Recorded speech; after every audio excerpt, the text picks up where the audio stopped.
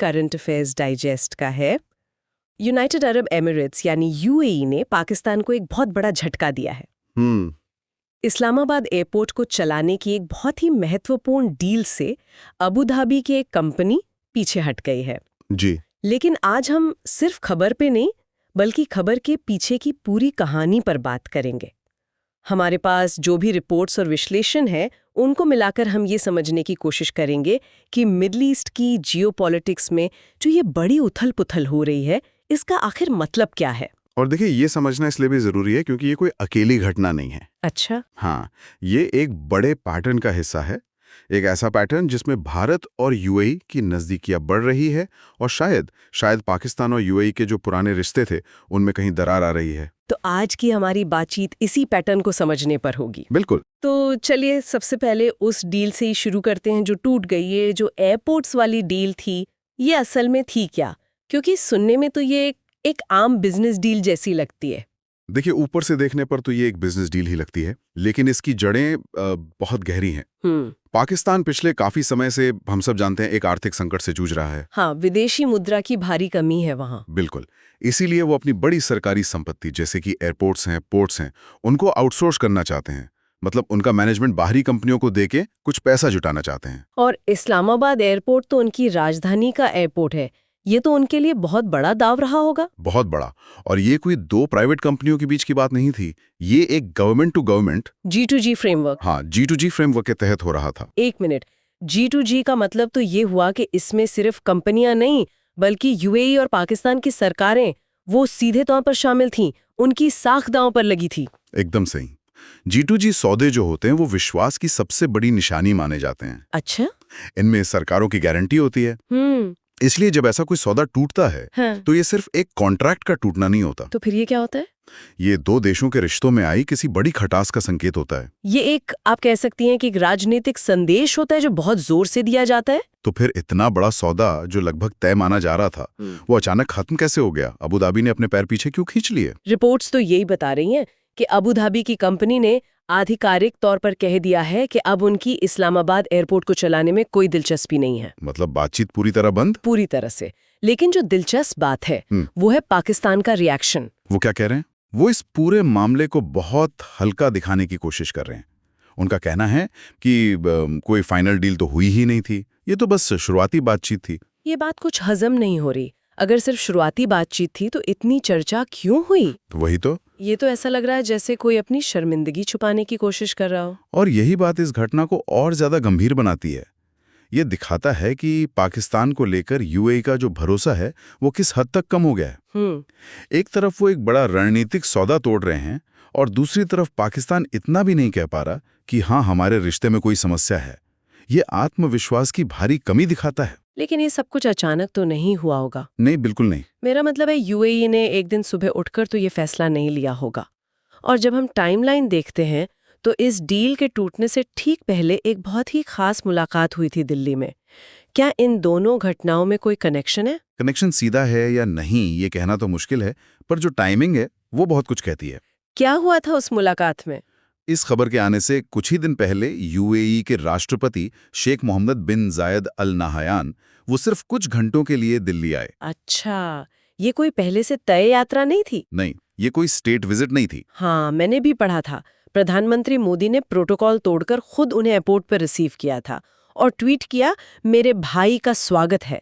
सिर्फ 2-3 घंटे की मुलाकात के लिए इतना बड़ा जेस्चर, इसके जरूर कुछ गहरे मायने होंगे। बिल्कुल। इन मुलाकातों में जो संदेश दिया जाता है वो बहुत अहम होता है और यहाँ संदेश साफ था कि भारत और यूएई के रिश्ते अब सिर्फ औपचारिक नहीं रहे बल्कि बहुत गहरे और व्यक्तिगत हो चुके हैं। हाँ, और उस छोटी सी मीटिंग में लंबी अवधि की एलएनजी सप्लाई, रक्षा सहयोग और जो रणनीतिक साझेदारी है उसको और मजबूत करने पर बात हुई। एलएनजी मतलब ऊर्जा सुरक्षा और रक्षा सहयोग मतलब राष्ट्र सुरक्षा।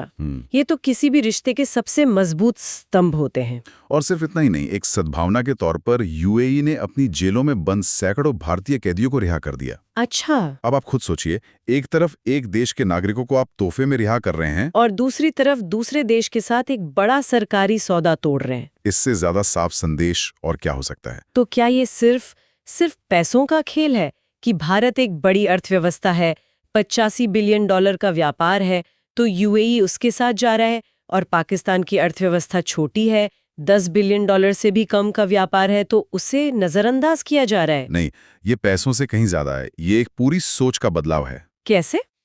इसे समझने के लिए एक छोटा सा उदाहरण लेते हैं। मान लीजिए आपको कहीं पैसा लगाना है और आपके सामने 2 दुकानें हैं। ठीक है। एक दुकान का हिसाब किताब साफ है, मालिक भरोसेमंद है, दुकान की बिक्री हर साल बढ़ रही है और कोई लड़ाई झगड़ा नहीं होता।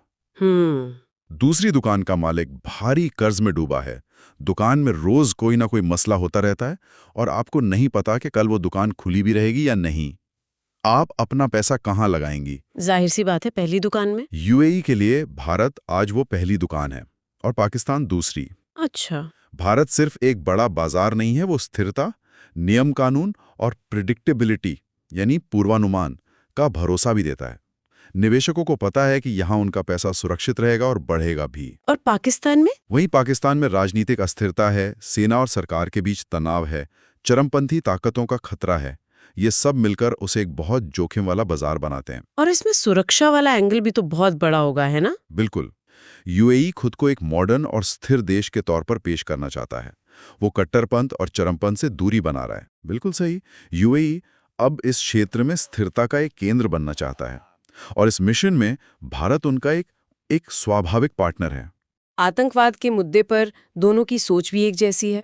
हाँ, दोनों देश आतंकवाद और चरमपंथी फंडिंग को लेकर एक जैसी सोच रखते हैं।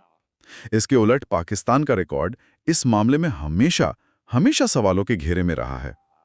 तो जब यूएई को एक सुरक्षा साझेदार चुनना हो तो उनकी नजर भारत पर जाती है, पाकिस्तान पर नहीं। ये एक कड़वी सच्चाई है जिसे खाड़ी के देश अब स्वीकार कर रहे हैं। लेकिन क्या पाकिस्तान को ये सब होता हुआ दिख नहीं रहा? क्या उनकी अपनी विदेश नीति की भी कुछ गलतियां हैं जिनकी वजह से यूएई जैसे पुराने दोस्त उनसे दूर हो रहे हैं? हाँ, ये एक बहुत ही जरूरी सवाल है। पिछले कुछ सालों में पाकिस्तान का जो झुकाव है वो चीन और तुर्की की तरफ बहुत ज्यादा बढ़ा है। चीन पर तो वो आर्थिक रूप से लगभग निर्भर हो चुके हैं। पूरी तरह से। दूसरी तरफ जब खाड़ी देशों को, खासकर सऊदी अरब और यूएई को, यमन जैसे मुद्दों पर पाकिस्तान के समर्थन की जरूरत पड़ी, तब पाकिस्तान ने काफी हद तक दूरी बनाए रखी। अच्छा, तो मतलब जब यूएई को पाकिस्तान की जरूरत थी तब वो साथ नहीं खड़ा था? मोटे तौर पर आप यही कह सकती हैं। इससे यूएई और पाकिस्तान के बीच का जो स्ट्रैटेजिक कंफर्ट था वो एक तरह से खत्म हो गया। यूएई को ये महसूस होने लगा कि पाकिस्तान अब उनके खेमे का एक भरोसेमंद साथी नहीं रहा, वो अब चीन के प्रभाव में ज्यादा है। और कोई भी देश अपनी राजधानी के एयरपोर्ट का मैनेजमेंट किसी ऐसी कंपनी को तो नहीं देना चाहेगा जिसका घरेलू देश उनके विरोधी खेमे के ज्यादा करीब हो। बिल्कुल नहीं। ये एयरपोर्ट वाली बात मुझे अभी भी पूरी तरह समझ नहीं आई। मेरा मतलब है, ये सिर्फ एक एयरपोर्ट ही तो है। Building, runway, air traffic control, इसे मैनेज करना इतना बड़ा रणनीतिक फैसला क्यों है? यूएई तो अफगानिस्तान जैसे देश में भी एयरपोर्ट चला चुका है जहां हालात कहीं ज्यादा खराब हैं। ये बहुत अच्छा सवाल है। देखिए, एयरपोर्ट सिर्फ एक कमर्शियल बिल्डिंग नहीं होता। तो फिर क्या है? वो किसी भी देश की संप्रभुता का प्रतीक होता है। वो आपका बॉर्डर कंट्रोल है, वहां से हर यात्री का डेटा गुजरता है, देश का पूरा सुरक्षा ढांचा उससे जुड़ा होता है। अच्छा। किसी दूसरे देश की कंपनी को अपनी राजधानी के एयरपोर्ट का नियंत्रण देना ये भरोसे की सबसे बड़ी निशानी है। यानी आप अपने देश का एक अहम दरवाजा किसी और के हाथ में दे रहे हैं? बिल्कुल।